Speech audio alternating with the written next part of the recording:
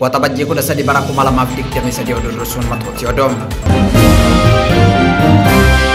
Hayyoon siyaasaa Yaayyaa Bashiir OMN miidiyaa sabboonummaa Oromootiin akka sabaatiin Oromoo humneessuuf hundeeffamedha jedhe.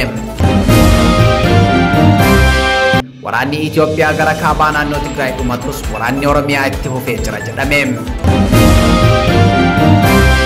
Aanaa Amuuruu keessatti haleellaan hidhattoota faannootiin raawwatamu tibbana akkaan hammaachuufim lubbuun qonnaan bultootaa darbaa jiraachuutu himame. Itoophiyaa keessatti sababa wal waraansaa fi walitti bu'iinsaan miidhaan dhaqqabeem doolaara biiliyoona 22 caalaa ta'uun qorannoon qoratame mul'ise. Hanqinni baajataa mootummaa federaalaa Itoophiyaa bara baajataa kanatti birrii biiliyoona 300 fi biiliyoona 9 akka ta'u tilmaamamee jira. Raayyaan ittisa biyyaa Itoophiyaa himata saamicha midhaan gargaarsaa USAID irratti dhiyaate haale. Kun hangafoota oduutii guutuun oduu har'aaf qopheeffannee jaalee dhiyaata.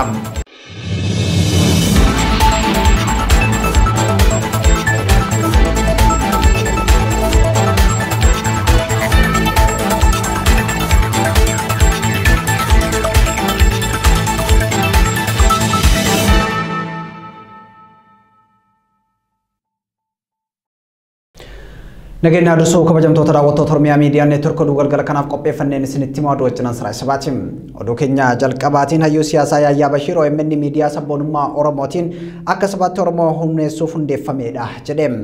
Oromiyaa Miidiyaa Neetwork miidiyaa walabaa karaa dhugaa qofaan sagalee uummataa cunqurfamaa ta'uu isaa kan Yaayyaa Bashiir sagalee isaa kunuunfachuun dirqama Oromootiif jedheeti jira.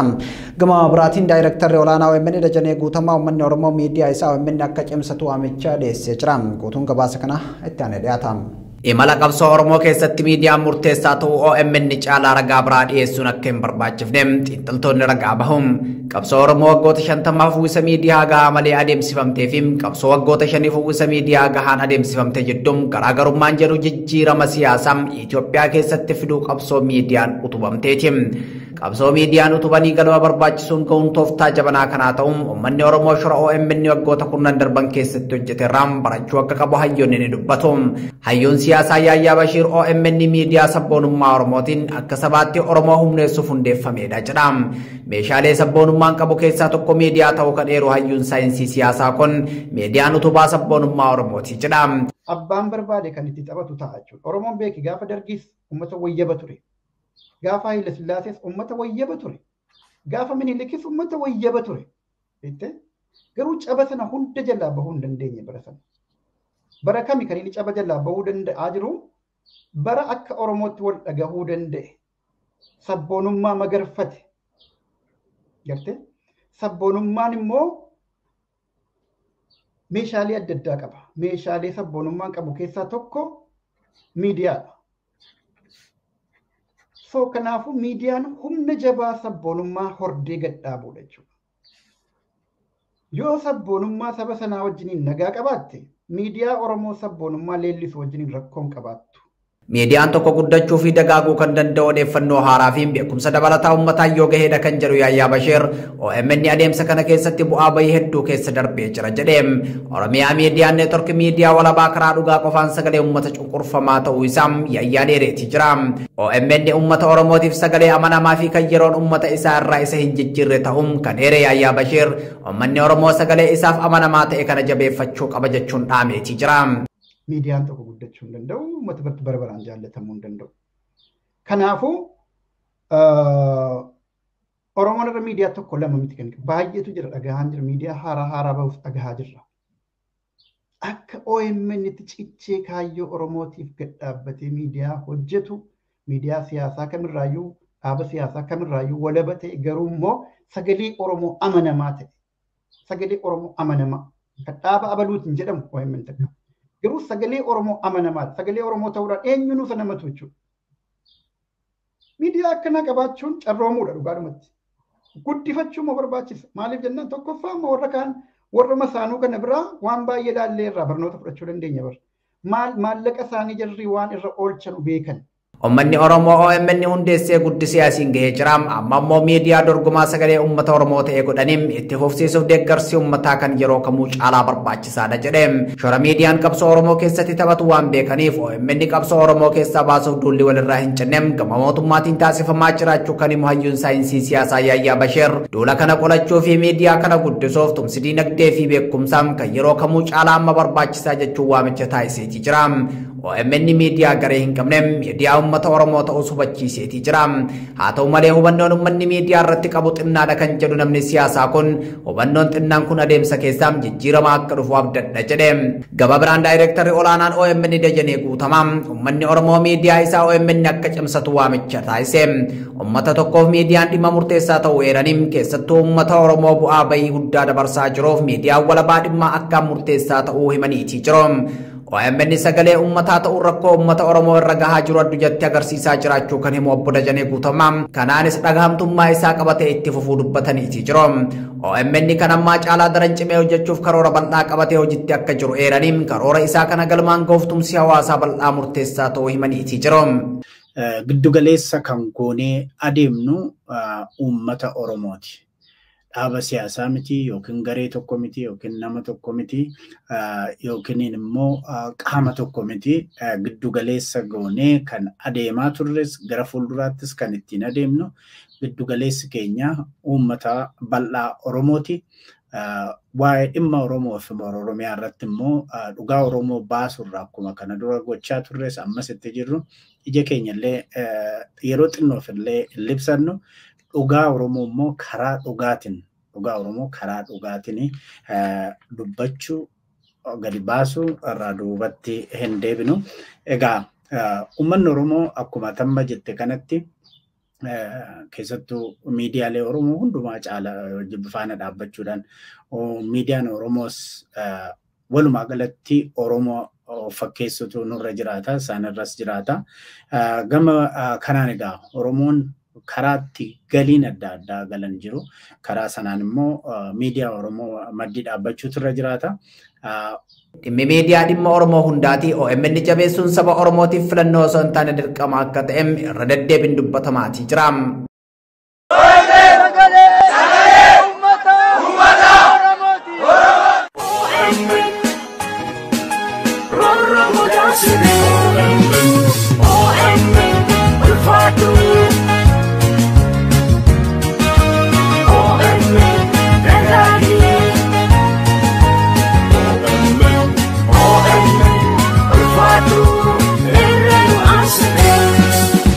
Hawaasa Oromoo biyya Kaanaadaa magaalaa Toorontoo fi naannoo ishee jiraataniif OMN waxabajjii 17 bara 2023 Torontootti waltajjii marii hawaasaa OMN Community Engagement qopheessuu wajjin beeksisu gammachuu guddaadhaan. Guyyaa kanatti daayireektarri olaanaa OMN Dajanee Guutamaa fi aadde Naadee Abbaa Biyyaa keessummoota kabajaa ta'uun gidduu keessanitti argamu. Dhimma waloo uummata keenyaa fi gahee adda durummaa OMN akka miidiyaa Oromootti bahaa jiru akkaataa cimsuun danda'amu irrattis isin waliin mari'atu. Maarree waxabajjii 17 bara 2023 sa'a tokko yookaan 1 PM irraa eegalee beellamni keessan waliin haa ta'u jecha guyyaa kanatti qaamaan dhiyaachuun miidiyaa keessan akka tumsitan boriifis humna OMN ta'uu keessan akka mul'iftan kabaja guddaan isin affeerree jirra.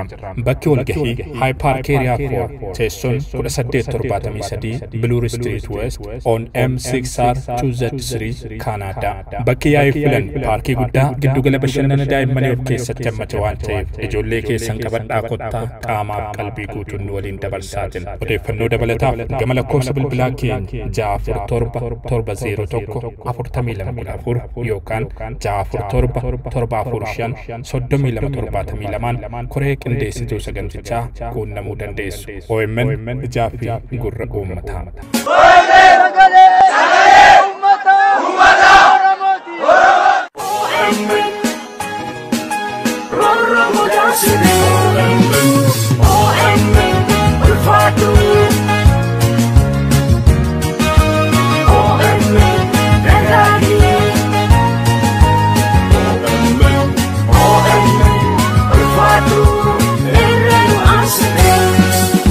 Oduu keenya itti aanuun waraanni Itoophiyaa gara kaaba naannoo Tigraay dhumatus waraanni Oromiyaa itti fufee jira jedhame. qorataan dhimma ijaarsa nageenyaa fi furmaata walitti bu'iinsa akkasumas qorataan haqa ce'umsaa Barakat Dirribaa xiinxallaa waraana Itoophiyaa irratti xiyyeeffachuun maarsariitii World Political Review jedhamu irratti barreessan waraanni Tigraay dhaabbatus waraanni Oromiyaa itti fufee jira jedheetii jira. Gootoon xiinxalla kana akka itti aanutti dhiyaata. Walwaraansi Itoophiyaa bara 2019 irraa jalqabee Oromiyaa keessatti sadaasa bara 2020 irraa jalqabee naannoo Tigraay keessatti adeemsifamaa ture gaagama namoomaa fi waraanaa kufaatii diinagdee fi dippiloomaasii hamaa dhaqqabsiisee jira. Sadaasa bara 2022 irraa jalqabee waraanni Itoophiyaa gara kaabaatti adeemsifamaa ture waliigaltee Piriitooriyaatiin xumura argatus waraanni Oromiyaa itti fufeetii jira. Qorataan dhimma ijaarsa nageenyaa furmaata walitti bu'iinsa akkasumas qorataan haqa ce'umsaa Barakat Dirribaa xiinxala waraana Itoophiyaa irratti xiyyeeffachuu maarsariitii World Political Review jedhamu irratti barreessan waraanni Tigraay dhaabbatus waraanni Oromiyaa itti fufee jira jedhe. Mariin marsaa jalqabaa mootummaa Itoophiyaa waraanni bilisummaa Oromoo dhuma baatii Ebilaa keessa adeemsan waliigaltee gahaa malee xumurame kan jedhu xiinxalli kun mariin kun kan adeemsifame waraana mootummaa Itoophiyaa fi waraana bilisummaa Oromoo jidduutti waggootaaf adeemsifame diinagdee biyyattii miidhe jidduuttidha jedha. Waraanni Oromiyaa keessatti adeemsifamaa jiru waraana waggoota lamaaf mootummaa federaalaa fi tumsitoonni isaa gara tokko ta'uun addi bilisummaa uummata Tigraay ammoo gara tokko ta'uun waraanaa turaniin dhokatee ture garuu waraanni Oromiyaa keessaa kun hammaachuu waraanni bilisummaa Oromoo lafa hedduu qabachuu danda'ee jira jedhe. Waraanni Tigraay sadaasa bara 2022 dhaabbatus waraanni Oromiyaa keessaa hammaachuun itti fufee jira kan jedhu barruun kun waraanichi nagaa fi tasgabbii Itoophiyaa gaafii keessa galchaa jira jechuun ibseetii jira. Waraanni bilisummaa Oromoo yeroo dheeraaf qabsoo hiree murteeffannaa uummata Oromoo mirkaneessuuf mootummaa Itoophiyaa wajjin qabsoo taasisaa turus hagayya bara 2018 bulchiinsa ministeera muummee Itoophiyaa Abiyyi Ahmad waliigaltee nagaa seena qabeessa adda bilisummaa Oromoo waliin mallatteesse jedha. Waliigalteen suni qaama haaromsa siyaasaa Itoophiyaa ministeerri muummee biyyattii diriirsa keessaa tokko yoo ta'u ABO'n daandii siyaasaa haaraa diriirfame keessatti qooda akka fudhatuuf daandii saaqe jechuun barreesse.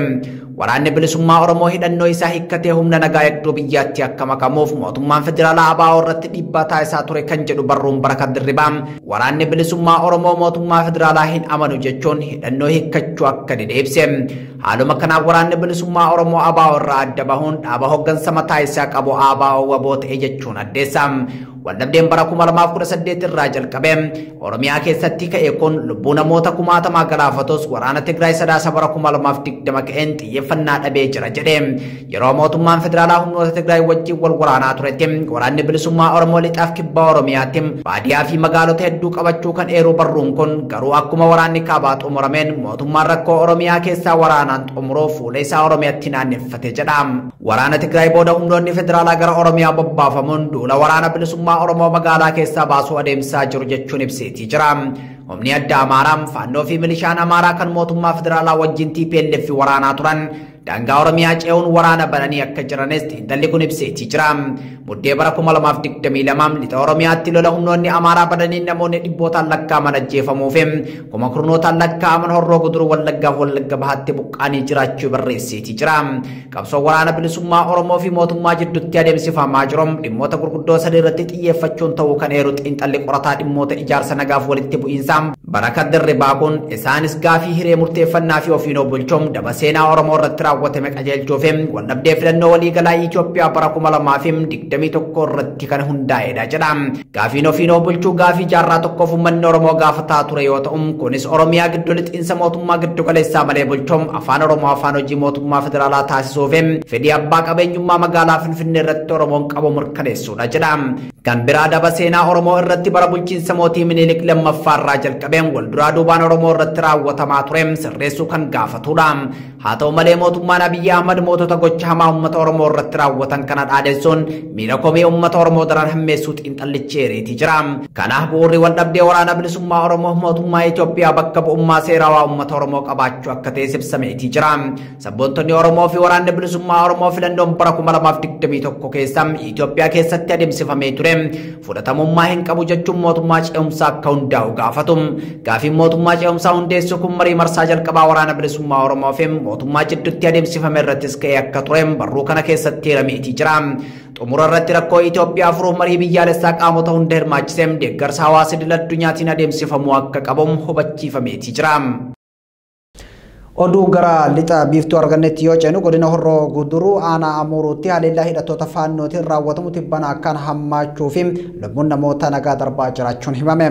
Qaamoleen nageenyaa mootummaa naannoo sanitti bobbaasee furmaata argamsiisuuf hojjetaa hin jiran jechuun komatu jiraattonni. Kaleessaa fi dheengadda qofa gandoota baadiyyaa Amuruutti namoonni nagaa torbaa ol hidhattoota faannootiin ajjeefamanii jiru. Manneen jiraattotaa gubachuu fi saamichi qabeenyaas badiiwwan hidhattoota kanaan raawwataman keessaa muraasa gabaasa qophaa'eef Yaasin Hasan akka itti sinitimaam.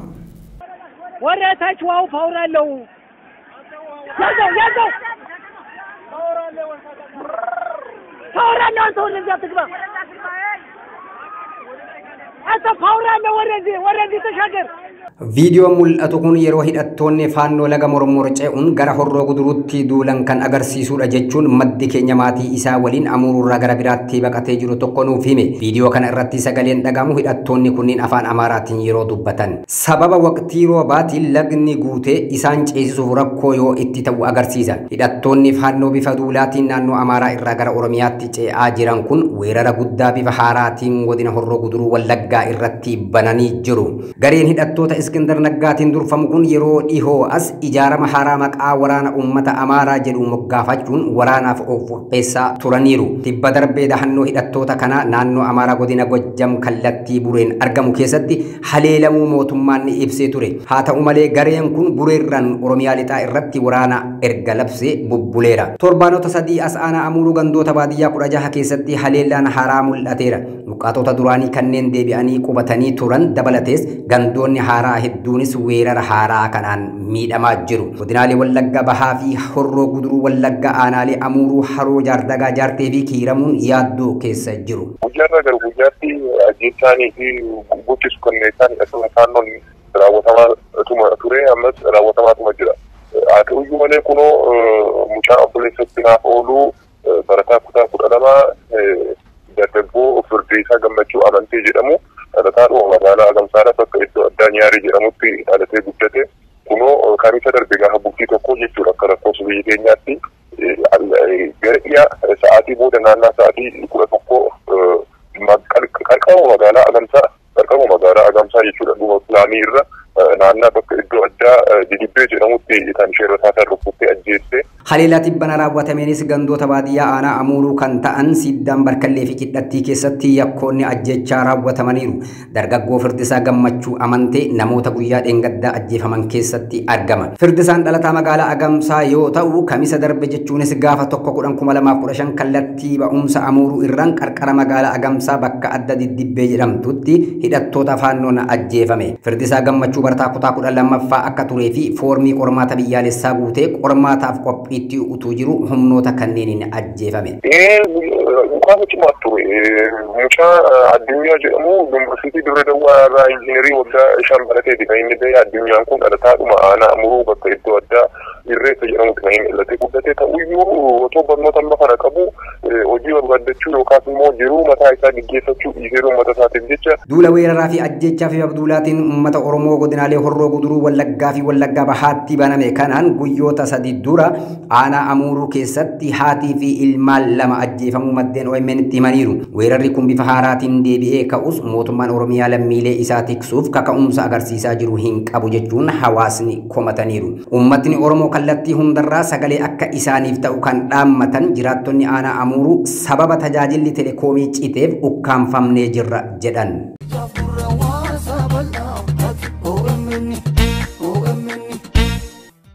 Hawaasa Oromoo kanarraa magaalaa Edmontanii fi naannoo isii jiraatama. Hawaasni Oromoo biyya Kanadaa magaalaa Edmonton jiraatu koree qindeessituu deeggarsa uummataa OMN wajjin ta'uun waxabajjii 24 bara 2023 gaafa guyyaa sanbata duraa waaree boodam sa'aatii 2 irraa eegaluun hanga sa'aatii 9 sagantaa tumsa OMN fi marii hawaasaa qopheessuun isin affeeranii jiru. Maarree hawaasni Oromoo magaalaa Edmontanii fi naannawa ishee jiraatan martuu sagantaa kanarratti akka hirmaattaniif waamichi dhiyaateeti jira. Tumsa deeggarsa Oromiyaa miidiyaa ni ture biyya Kanaadaa magaalaa Edmonton adda argatan taasisu. Maatiin Oromiyaa Miidiyaa Neetwork baay'inaan irratti argamuuf qophii xumuruu isaaniiti. Maatiin OMN Daayireektara olaanaa OMN Dajanee Guutamaatiin durfamu. Teeknishaana OMN Abdii Jamaal. Gaazexeessaa Usmaan Baayyuu. Gaazexeessituu Faayizaa Iliyaas. Gaazexeessituu Na'imaa Umaru. Gaazexeessaa Usmaan Abdulaxiifii fi keessummoonni biroo sagantaa kanarratti ni argamu. Teessoon Central Lions Recreation Center 11113 Street Edmonton ABT 5G 0EG akka ta'e. Koreen qindeessituu deeggarsa uummataa OMN beeksisee jira. Odeeffannoo dabalataatiif lakkoofsa bilbilaa kanneeniin koree qindeessituu sagantichaa qunnamuu dandeessu. 178 Duwwaa 2 Duwwaa 154 158 Duwwaa 721 dhimma Oromoo fi Oromiyaa irratti waloon haa mari'annu. Anis Atis cufti keenyaahu OMN tumsuudhaan qabsoo saba Oromoo haa tumsu. Koree qindeessituu sagantichaa Edmonton, Alberta, Canada.